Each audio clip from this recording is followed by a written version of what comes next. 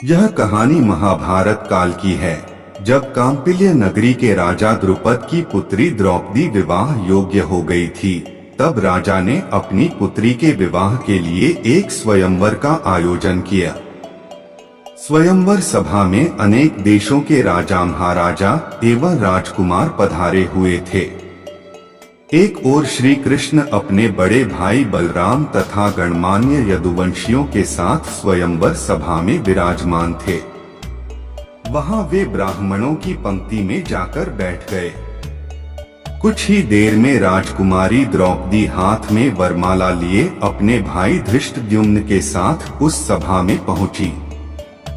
धृष्टद्युम्न ने सभा को संबोधित करते हुए कहा, ये विभिन्न देश से पधारे राजा महाराजाओं एवं अन्य गणमान्य जनों, इस मंडप में बने स्तंभ के ऊपर बने हुए उस घूमते हुए यंत्र पर ध्यान दीजिए।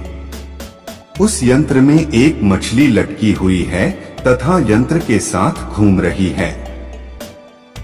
आपको स्तंभ के नीचे रखे हुए तैलपात्र में मछली के प्रतिबिंब को देखते हुए बाण चलाकर मछली की आंख को निशाना बनाना है। मछली की आंख में सफल निशाना लगाने वाले से मेरी बहन द्रौपदी का विवाह होगा। एक के बाद एक सभी राजा महाराजा एवं राजकुमारों ने मछली पर निशाना साधने का प्रयास किया, किंतु सफलता हाथ न लगी और वे कांतिहीन होकर अपने स्थान में लौट आए।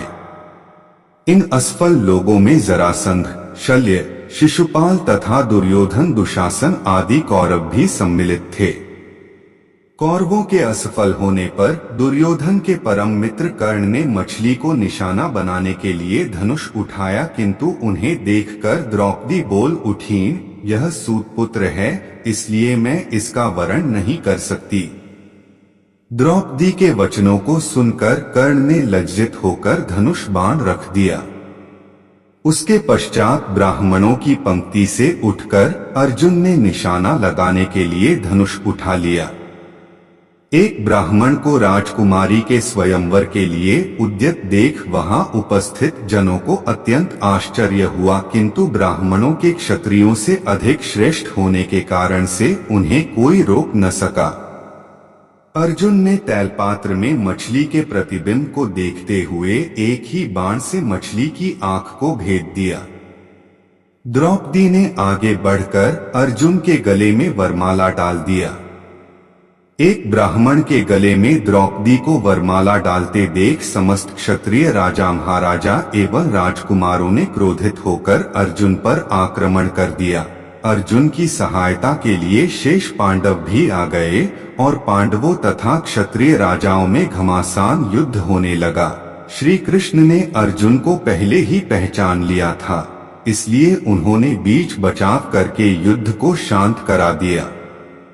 दुर्योधन ने भी अनुमान लगा लिया कि निशाना लगाने वाला अर्जुन ही रहा होगा और उसका साथ देने वाले शेष पांडव रहे होंगे। इस तरह राजकुमारी द्रौपदी का स्वयंवर संपन्न हुआ।